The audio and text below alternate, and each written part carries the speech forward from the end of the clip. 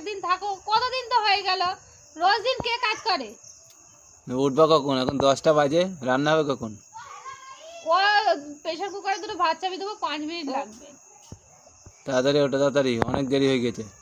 ভালো লাগে না রোজ রোজ রান্না করতে? একদিন তো হোটেল থেকে এনেও খাওয়াতে পারো, না নিজেও করতে পারো। কোন দিক তাকিয়ে কাকে বলছে? আমার দিক তাকিয়ে বলো। কি দেখবো তোমার দিক তাকিয়ে?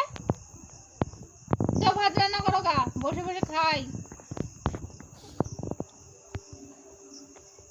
তখন চায়ের দোকানে বসে, এখানে বসে, ওখানে বসে আড্ডা মারে, তখন কিছু হয় না। আমরা একটু গল্প করে গেলি, ওঠো ওঠো, এটা করো, ওটা করো, সেটা করো, লেগেই রয়েছে।